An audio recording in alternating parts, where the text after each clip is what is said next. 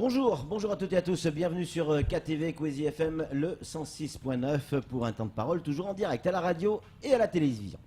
Qui veut la tête de Nathalie Costantini? En tout cas, ceux qui la veulent le disent déjà sur certains plateaux de télévision, et notamment le nôtre. Certains le disent différemment. Elle est avec nous en plateau, on va en parler avec elle. Madame le vice-recteur, bonjour. Bonjour. Merci d'avoir accepté notre invitation. Je ne sais pas si vous avez entendu ces derniers temps sur ce même plateau, à votre place, certaines personnes qui demandent le départ, votre départ du vice-rectorat.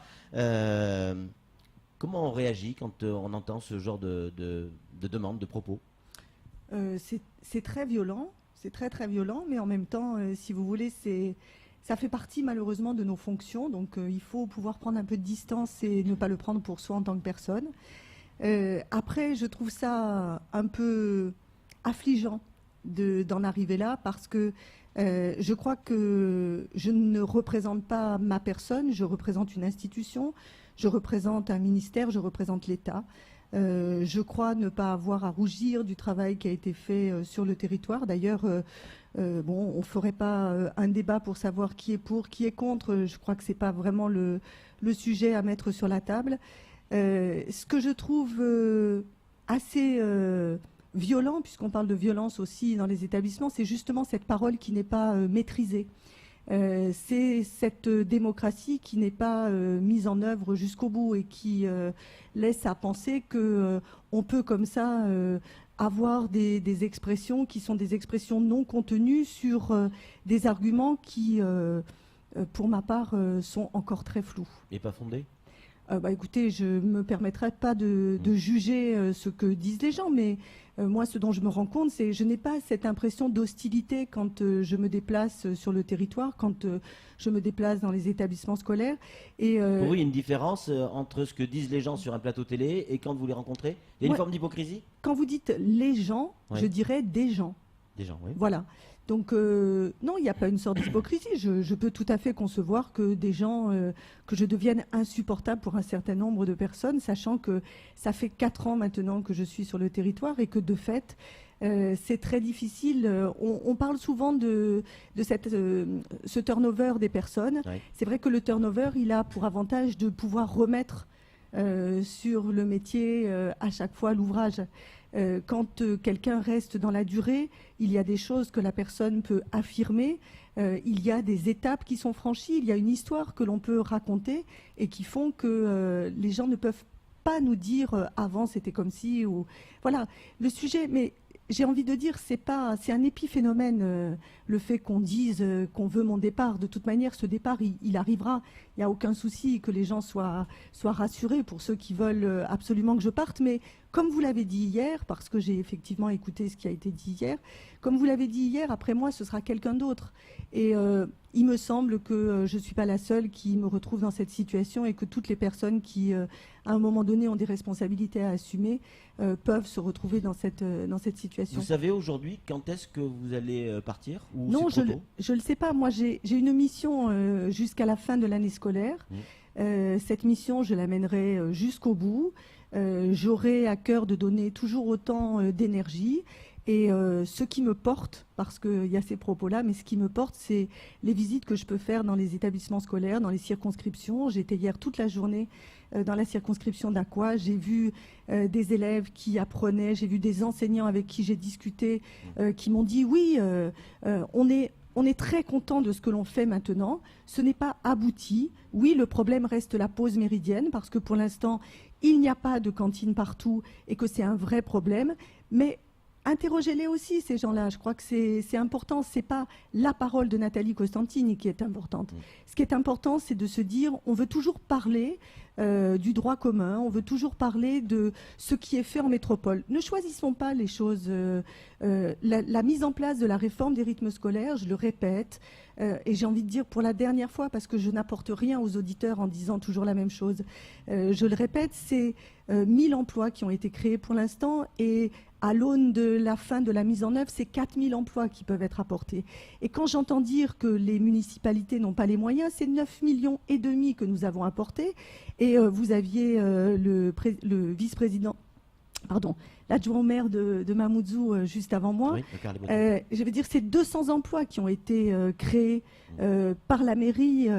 Et donc, ne disons pas qu'il n'y a pas de travail. Il y a des choses fantastiques qui se font sur le territoire, qu'il y ait encore des endroits où ça pose problème. Mais on a parlé de Bouéni. Je suis allée la semaine dernière dans la circonscription de Bouéni.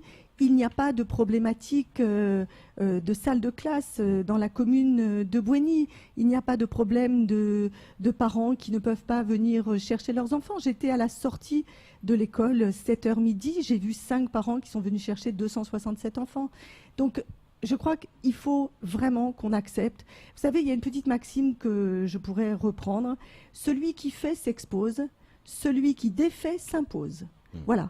Je voudrais seulement que les gens entendent que je crois qu'on a été très collégial dans ce que nous avons mis en œuvre. Sinon, ça n'aurait pas pu se faire. C'est 183 écoles sur Mayotte, c'est 55 000 enfants. Je crois qu'il n'y a pas ce mouvement que l'on voudrait annoncer partout. Il y a des messages qui arrivent, et notamment celui-là. Avant de partir, Madame Costantini, c'est pas moi qui le dis, c'est un auditeur, et il va falloir régler encore quelques petits dossiers. Hein. Bah écoutez, oui, je pense que le travail n'est pas terminé et de toute manière, bien sûr qu'il y a encore énormément de choses à régler, mais je n'ai pas du tout envie de faire un bilan, de dire on a fait ci, on a fait ça. Je crois, ce qui me blesse là-dedans, oui, ce qui me touche, c'est le fait de ne pas réussir à faire comprendre les choses. Voilà. En ce sens, je me dis que je n'ai pas réussi la totalité de ma mission, puisqu'il y a encore des gens qui, 4 ans après, posent exactement les problèmes de la même manière. Donc je n'ai pas été suffisamment claire sur la communication, mais nous avons reçu ces personnes hier, et on est, je crois, sur un mur d'incompréhension, et je ne veux pas jouer le pot de terre contre le pot de fer. On n'en est pas là, parce que derrière, et c'est vraiment juste pour ça que je me bats, parce que sinon, je pourrais tout laisser tomber. Si je me bats, c'est pour les enfants. Je crois qu'il faut vraiment que les parents se disent que ce que nous faisons, nous le faisons pour les enfants. Nous venons d'avoir un inspecteur général qui est venu pendant une semaine, qui est venu faire une conférence auprès d'enseignants sur les sciences. Il a été vraiment enchanté de ce qu'il a vu. Il nous a dit voir une académie très dynamique, avec des gens qui avaient envie de faire. Il n'a pas repéré de contractuels, de titulaires. Non, il a repéré des gens qui avaient envie de faire, qui avaient envie de s'engager. Et du coup, ça lui a vraiment montré une autre image de ce qu'était Mayotte, avec toutes les difficultés qu'il a bien identifiées. Et juste ce procès d'intention qu'on me fait en disant que je ne porte pas les éléments au ministère, je crois que les syndicalistes qui sont reçus au ministère le savent très bien, puisqu'ils ne le disent peut-être pas en plateau, mais quand ils reviennent, ils savent très bien qu'on leur a dit que les choses qui étaient remontées. Vous avez parlé de violence, de certains propos tenus ici et là à votre rencontre. Est-ce que ça va, honnêtement, entacher votre vision, votre souvenir de Mayotte quand vous partirez ? Écoutez, à l'heure d'aujourd'hui, ce que je me dis assez régulièrement, c'est que Mayotte m'aura permis de voir le meilleur et parfois le pire. Voilà. C'est vraiment, on dit toujours que c'est... Pourquoi on sent autant d'émotions quand vous parlez là ? Parce que c'est un poste, c'est juste un poste. Non, on sent que vous êtes touché. Mais bien sûr, mais parce que c'est pas un poste, ça n'a aucune espèce d'importance. Un poste, il y aura d'autres postes, c'est pas. Mais c'est justement, c'est se dire comment peut-on encore aujourd'hui ne pas comprendre et ne pas regarder les évolutions qui se sont faites, et pas que depuis que je suis là, même avant, depuis que le système éducatif est en train de se construire. Comment peut-on encore prétendre qu'il n'y a pas de choses qui ont évolué, qui ont changé ? Comment toujours vouloir mettre le discrédit sur une institution que je chéris ? Et cette émotion, c'est aussi le fait que c'est un engagement pour le service public. Moi, je suis profondément engagée pour le service public. Je pense qu'ici, on a encore à expliquer ce que ça veut dire service public. Voilà. Et ça, mais c'est pas de dire que les gens ne comprennent rien. C'est seulement, il y a beaucoup de gens qui ont compris. Mais il y a des gens qui ne comprennent pas que la notion de service... La notion de service public, c'est ce que disait d'ailleurs l'inspecteur général à un moment donné. On a fait un CAVL avec des élèves, c'était assez extraordinaire ça aussi.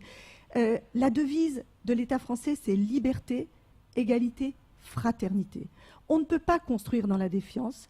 On ne peut pas considérer que la liberté, c'est l'anarchie et c'est chacun fait ce qu'il veut. La liberté, c'est quelque chose qui est construit autour de lois. La loi protège, la loi organise, la loi rend libre. Donc, c'est tous ces éléments, liberté, égalité, c'est ce que je défends depuis que je suis arrivée. C'est l'équité de traitement de tous pour qu'il y ait cette égalité qui arrive. Et comme le disait l'adjoint au maire tout à l'heure aussi, c'est qu'on ne peut pas tout faire tout de suite. Je veux dire, chacun fait sa part, chacun avance. Mais si à chaque fois on jette le discrédit sur ce qui est fait, comment voulez-vous que des gens qui sont déjà dans un état d'inquiétude, de grande pauvreté, qui ont tous les problèmes vitaux à régler, comment voulez-vous qu'ils puissent être sereins et qu'ils puissent accepter de pouvoir confier leurs enfants? Moi, je répète, continuez à faire confiance, pas à Nathalie Costantini. Nathalie Costantini, elle est de passage. Ne lui faites pas confiance à elle. Faites confiance à toutes les équipes qui sont là, qui sont venues pour s'engager pour les enfants de Mayotte. Pourquoi viendrions-nous sinon? On ne reste pas 4 ans à Mayotte sans aimer cette île. Absolument. Et les personnes qui constituent cette île. Moi, je retiendrai, vous me parlez de ça, je ne suis pas partie, mais je l'aurais déjà dit. Au plus tard, en juin, vous êtes parti, appelons un chat oui, un chat. Oui, tout à fait, tout à fait. Je retiendrai de cette île les relations humaines. Voilà, moi je rencontre des gens, c'est fantastique d'avoir cette relation, quand on est vice-recteur, d'avoir cette relation avec les gens, c'est quelque chose qui marque, mais je ne suis pas la seule. Interroger des chefs d'établissement, interroger des inspecteurs, interroger des enseignants, oui. Ils sont aussi pris par... on ne peut pas rester... C'était le préfet Witkowski, quand il est parti, qui avait fait un discours en disant... quoi qu'il se passe, on ne repart pas de Mayotte comme on en est arrivé. Je pense que c'est fondamentalement vrai.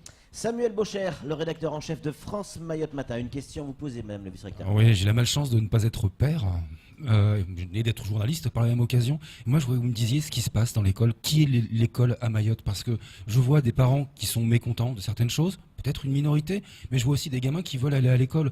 Hier, il y a des gamins au lycée de Cahagny qui ont manifesté pour dire « mais bon sang, on veut bosser », alors que les profs et les parents étaient en train de manifester devant vos portes. Pareil pour la Cité du Nord. Mais bon Dieu, c'est quoi l'école à Mayotte? C'est qui? C'est une schizophrénie? C'est quoi? Je comprends plus. Non, mais c'est exactement, c'est bien, ça veut dire que tout le monde commence à prendre sa place. Ça, c'est important parce que l'école à Mayotte, c'est un puzzle. C'est une communauté éducative et la communauté éducative, elle est faite effectivement des parents, des élus, des enseignants, des personnels d'encadrement, des élèves, des associations qui sont partenaires. Et c'est le titre que vous avez mis dans votre journal, l'éducation sans dessus-dessous dans le département. Mais l'éducation, ce n'est pas que l'école. L'éducation, c'est effectivement ce qui est le plus difficile à faire. Et c'est pour ça qu'on doit être fier de pouvoir participer à cela. On ne peut pas le faire contre les parents parce qu'on ne le fait pas à la place d'eux. On le fait en complémentarité d'eux. C'est ce dont on parle, les temps de l'enfant. Les temps de l'enfant, il y a le temps où il est avec son parent, ses parents. Il y a le temps où il est à l'école, il y a le temps où il est dans les associations, il y a le temps où il est avec ses camarades. Voilà, c'est ça les temps de l'enfant. Donc, moi, je suis assez contente de voir que chacun veut se faire entendre. Et de voir des élèves qui disent, écoutez, les problèmes, on est d'accord, puisque les élèves disent aussi, nous, on veut pouvoir enseigner, apprendre en toute sécurité. Donc, c'est plutôt bien et il ne faut pas laisser penser que les élèves sont contre les enseignants. Hein, personne n'est contre personne. Il y a des gens qui se font entendre, il y a des problématiques que l'on règle, mais en fait, on n'en parle jamais de ce qui est réglé. Vous parlez de la problématique de Cahagny, nous avons réagi, on a déjà fait 4 réunions sur Cahagny. Nous avons déjà, avec le référent sûreté, monté un projet pour que nous puissions sécuriser un espace qui n'appartient pas à l'éducation nationale. Un espace qui ne nous appartient pas. Mais c'est pas ça que l'on regarde. Nous, on a des élèves qui sont là. Et donc, le but du jeu, c'est pas grave. Que ce soit l'éducation nationale, que ce soit la préfecture, que ce soit... Peu importe. L'important, c'est de faire les choses pour garantir la sécurité. Donc, nous avons déjà fait un projet, nous avons commencé à faire des appels d'offres, mais après, on ne peut pas être contre le temps de la construction. Le temps de la construction, ce n'est pas un claquement de doigts. Il faut faire un appel d'offres. Il y a toute une procédure à mettre en œuvre. Donc, nous avons fait tout ce que nous pouvons. Que les élèves disent maintenant, écoutez, on a vu qu'il y avait des choses qui allaient évoluer. Il faut qu'on rentre travailler, c'est très bien. Maintenant, nous avons fait un CAVL aussi. Lors du CAVL, c'était très intéressant. Il y avait des représentants de tout. Un CAVL, c'est un conseil académique de la vie lycéenne. Il y avait des représentants de tous les lycées du territoire. Ces jeunes se sont exprimés avec beaucoup d'honnêteté. Il y avait des parents d'élèves qui étaient là aussi. Et ils ont dit à un moment donné, mais de toute manière, nous, on va se venger. Nous, si on nous embête, si quelqu'un d'un village nous embête, on va se venger. Et nous, on peut vous dire déjà que le dernier jour avant les vacances, il y aura une baston. Et donc, on leur a dit, mais vous vous rendez compte comment vous vous comportez? C'est pas admissible de dire ça. Donc ça, c'est notre rôle d'adulte aussi, d'essayer de leur dire, non, on ne se fait pas justice soi-même. Si on a des choses à dire, on dit les choses et ce n'est pas de la délation. C'est tout ça qu'il faut apprendre aux jeunes. Donc que les jeunes prennent leur place, je trouve ça très bien. Et juste, la fin de ce CAVL, c'est ponctué par les parents d'élèves qui ont expliqué à leurs enfants, qui n'étaient pas forcément les leurs dans la salle, en disant, écoutez, ne gâchez pas ce que vous avez maintenant. Nous, à notre époque, nous n'avions pas ça et nous n'avons pas eu la chance de faire les études que vous pouvez faire. Donc ne gâchez pas tout. Et je crois que c'est ce qu'il faut qu'on dise à tout le monde. Ne gâchons pas tout, et je m'inclus là-dedans, ne gâchons pas tout, faisons en sorte que nous soyons complémentaires et partenaires plutôt qu'opposants. Mais il n'y a pas une forme d'hypocrisie, en conclusion, Nathalie Costantini? Est-ce qu'il n'y a pas une forme d'hypocrisie ou tout au moins de non-dit? Les syndicats, il y a les mêmes revendications, quel que soit le secteur d'activité, la sécurité, la santé, l'éducation nationale. Tout le monde sait que la cause, c'est la surpopulation due à une immigration, mais aucun des services ne veut en parler. On ne dit pas, vous ne dites pas, on sait qu'on est victime d'immigration. La santé dit, on sait qu'on est victime d'immigration. Personne n'en parle, on dit juste, nous on est enseignants, on n'est pas là pour juger, on doit enseigner. Nous on est médecins, on doit soigner, on n'est pas là pour juger. Alors que le vrai problème de fond, on pourra construire autant d'écoles qu'on veut, à un moment donné ou à un autre, il n'y aura plus de place.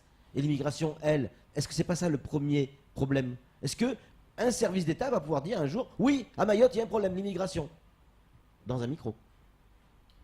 Écoutez, en tout cas, ce que vous dites, tous les éléments que vous mettez en évidence sont, pour le coup, évidents. En tout cas, on les vit tous les jours. Moi, il y a des mots que vous prononcez qui me choquent. Pour moi, l'immigration n'est pas un problème, parce que derrière l'immigration, il y a des personnes. En revanche, c'est une problématique. Alors, c'est pas un jeu de mots. Non, c'est pas un jeu de mots, mais effectivement, ça veut dire que c'est un sujet peut-être de territoire, mais c'est un sujet de société.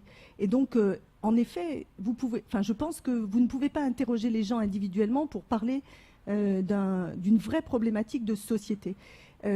Mayotte est en construction. Il est vrai que Mayotte fait des efforts tous les jours et tout le monde à Mayotte, l'État y compris.